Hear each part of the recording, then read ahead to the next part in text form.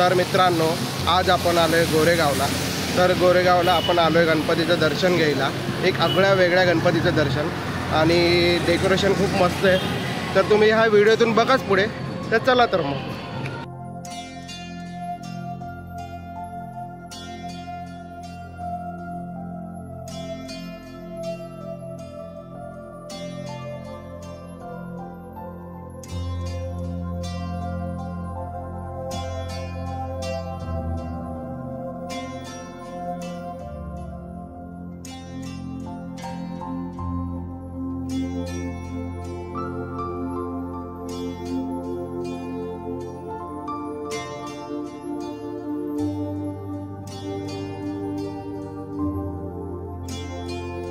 ही मूर्ती जी आहे ना, ही ॲक्च्युली थायलंडची प्रतिकृती आहे. थायलंडमध्ये बाप्पा असा असतो.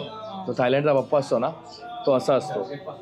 हे इकडे थायलंडमध्ये कसं ना बॉन्ड मास्क म्हणून असतं. तर थायलंडमध्ये मास्क फक्त असतं बाप्पाचं. तर अनुपने 8-9 रेफरन्स घेऊन सगळं हे केलं आहे. आणि हे जे आहे ना, टिबेटियन आर्ट आहे. म्हणजे तिकडे तिबेटमध्ये मठ असतात, मॉनिस्ट्री.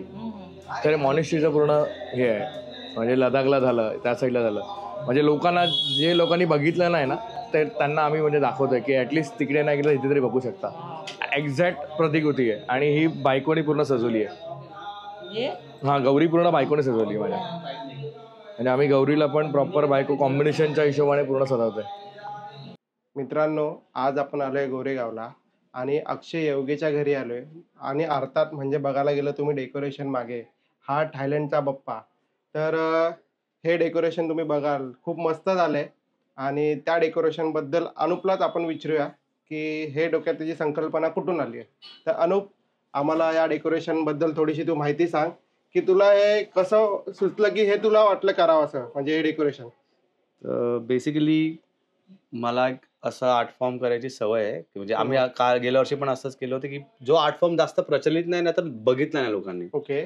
तर लास्ट टाइम आम्ही लिपन आर्ट, पण त्याचा ओरिजिनल फॉर्म कुठला होता की कच्छ भागामध्ये गावामध्ये बायका करतात. अच्छा. प्रत्येक घरी असतात. तर तो मी आर्ट फॉर्म दाखवला जो लोकांना प्रचलित नव्हता. हा पण असा होता की आपल्या भारताबाहेर गणपतीच्या म्हणजे गणपती हा आराध्य दैवत आहे. अच्छा.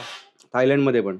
थायलंडमध्ये. ओके. हा, आणि त्यांचे एक पॅटर्न आहे मूर्तीचा. आपल्याकडे ह्युमन फिगर जास्त आहे गणपतीचं, म्हणजे ते जरा ह्युमनली आहेत. पण आपल्याकडे त्यांच्यामध्ये कसं थोडं तर बुद्धिस्ट गणेश पण एक कॉन्सेप्ट आहे. त्यांच्यामध्ये कसं केव्ह मध्ये कसं एक आर्टिस्टिक फॉर्म असतो गणपतीचा. तू जे सांगतो हे इन शॉर्ट थायलंडमध्ये या सगळ्या गोष्टी घडतात असं म्हणजे तुला बोलायचं आहे. असा आर्ट फॉर्म म्हणजे गणपतीची स्टॅच्यू, गणपतीचा जो ही मूर्ती आहे नाही प्रतिकृती, तर मी बघितलेली. आणि त्यांच्यामध्ये अजून एक गोष्ट आहे, घॉन मास्क. फक्त चेहरा बनतो. ओके. तर तो चेहरा म्हणजे फक्त एवढाच. मी 2-3 त्याचे रेफरन्स पाहिलेले, पण मग बॉडी नव्हती.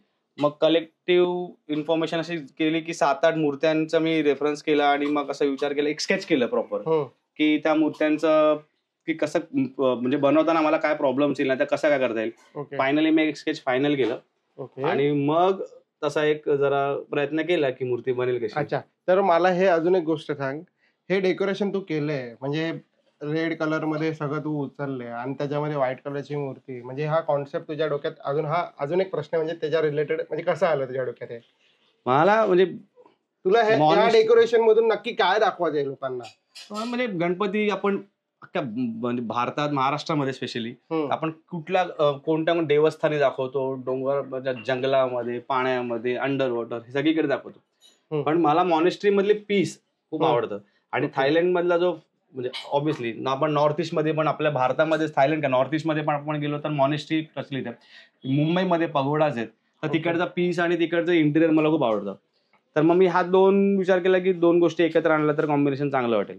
आणि इनफॅक्ट ह्याचा फीलच असा होता की म्हणजे मी बॅकग्राऊंड म्युझिक पण ऑन केलेली, तिबेटियन लोकांचे चॅन्टिंग वगैरे. तर घरी कोण आला तर तुम्हाला तर तसं एक फील येत होता. आणि ते 2 डिफरंट कल्चर मला एकत्र. आणि मॉनेस्ट्री पण जास्त लोकांनी ज्यांनी नाही पाहिली, म्हणजे लडाख वगैरे मध्ये गेलेले. तर मग अक्षय माझा मोठा भाऊ, तो पण जाऊन आलेला तिकडे. मग तो पण बोलला, त्यांनी रेफरन्सिंग केली, त्याचा पण खूप मोठा हातभार आहे माझ्या पूर्ण फॅमिलीचा इनफॅक्ट. ओके. की त्यांनी जर ते ऍक्च्युली ही म्हणजे एक्झिक्यूट जरी मी केलं, पण ही कलेक्टिव्ह मेहनत आहे सर्वांची. आणि अक्षय वेल नोन फोटोग्राफर आहे. ओके. तर त्यांनी खूप गाईड केलं. त्यांनी म्हणजे प्रत्येक गोष्टीमध्ये डिटेलिंग. इनफॅक्ट ही मूर्ती लहान झालेली, परत बोला तोड आणि परत मोठी बनव. तर त्याचा भले काही असू दे, पण म्हणजे मूर्ती तुला बनवायला आणि किती दिवस गेला साधारण? मूर्ती बनवायला तीन एक दिवस गेले, 3-4 दिवस. पण त्याला पेंटला जास्त, कारण का मी त्यात गोल्ड जो वापरलाय तो वर्कवाला, म्हणजे डिटेलिंग आहे. शाडूची मूर्ती आहे, मी घरीच बनवतो. अच्छा आणि मग गौतम बुद्धांची मूर्ती पण मला साईची मिळते, मग ती पण घरीच बनवली. अच्छा. कारण का याचा थोडं म्हटलं, जर एवढं परफेक्ट करतो तर मग साईज आणि याच्यावरती पण परफेक्शन करू ना.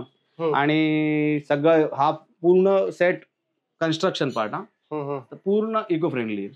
ओके. पूर्ण इको फ्रेंडली, आणि दरवर्षी आम्ही इको फ्रेंडलीच जास्त प्रिफर करतो.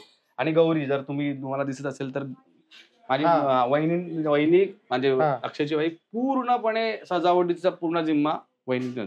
आणि त्या अशा अप्रतिम पद्धतीने सजवतात ना, आणि सेम ज्या पॅटर्नला जाईल अशा, कारण का त्यांचं पण म्हणजे आसामी साडी कशी असते तर त्या साडीच्या हिशोबाने त्यांनी तसंच केलं. पण आपला ऑथेंटिसिटी आपली पाहिजे. म्हणजे असं नाही की पूर्ण त्यांच्या ते बिहू डान्स वाला तसं नाही, पण त्यांनी तसं प्रॉपर केलंय. ओके. आणि मला अजून एक विचारायचं होतं की तुझ्या हातामध्ये हा गणपतीचा स्केच आहे, तर तू हे स्केच म्हणजे आधी काढून मग कसं तुला, म्हणजे यासाठी काय करावं लागलं तुला? नाही तेच ना, की मी जसं आधी म्हटलं की मला रेफरन्स होते 8-10, पण मग तू हे स्केच खूप मस्त काढलंय ऍक्च्युअली. मला म्हणजे खूप आवडलंय स्केच.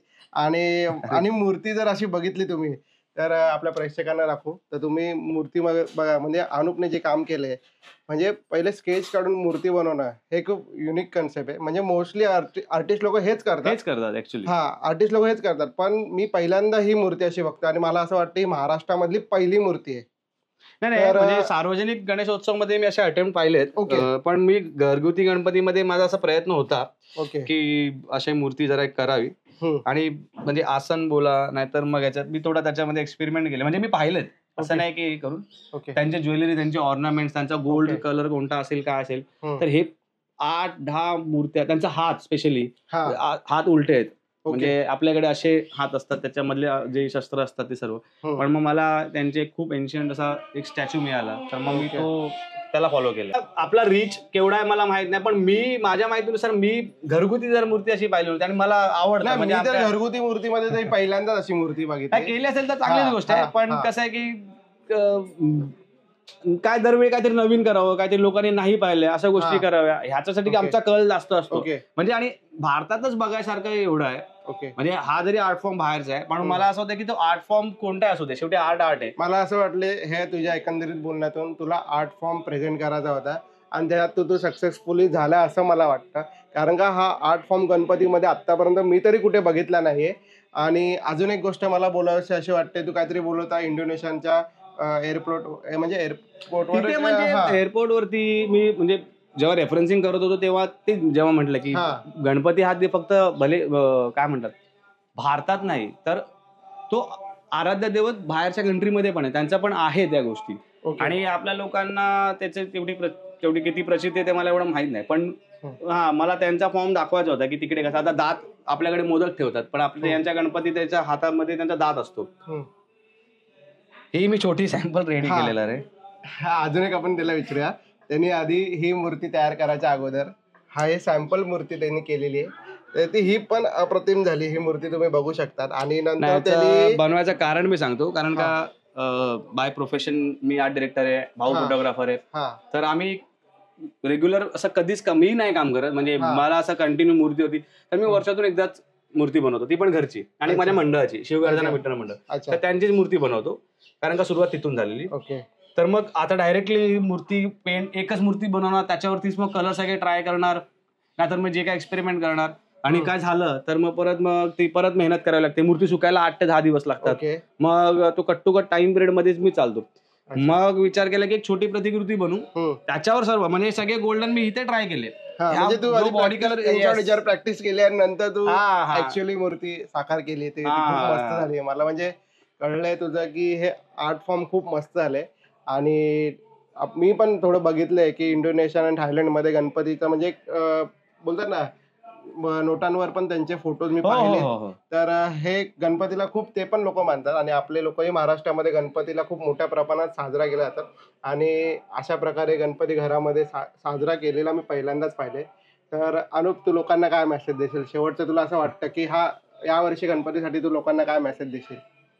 मेसेज तर असा म्हणजे एक आहे की इको फ्रेंडली प्रयत्न करा. हे मोस्टली माझा कल आहे की इको फ्रेंडली मूर्ती जेवढ्या होऊ शकेल तेवढा प्रयत्न करा की हम्म. सगळ्या घरोघरी बसतील. तर सार्वजनिक मध्ये पण तर प्रयत्न करता आला, पेपर मॅश वगैरे ऑप्शन्स आहेत. हम्म. म्हणजे असं नाही की मी क्ले मध्ये मला येतात असं नाही, लोकांना म्हणजे मोठे मोठे सेलिब्रिटीज पण स्वतःच्या हाताने बनवलेले पण मूर्ती ते रूप आहे गणपतीचं. मग ते Okay. काही म्हणजे तो हा, हा, म्हणजे ते कुठल्याही प्रकारात साकार हा, होते तो पण किती ते रूप सुबक आता लोकांचं असतं की मला सुबक पाहिजे एकदम असं, तर ठीक आहे, नो हा, प्रॉब्लेम. हा. पण जर इको फ्रेंडली होते तर चांगली गोष्ट आहे. आणि कधी कधी म्हणजे एक सेट आपण जो बनवतो, जर आम्ही फिल्म मध्ये पण सेट बनवतो ना, तर मेन ऑब्जेक्ट काय आहे ना, गणपती आहे. हम्म.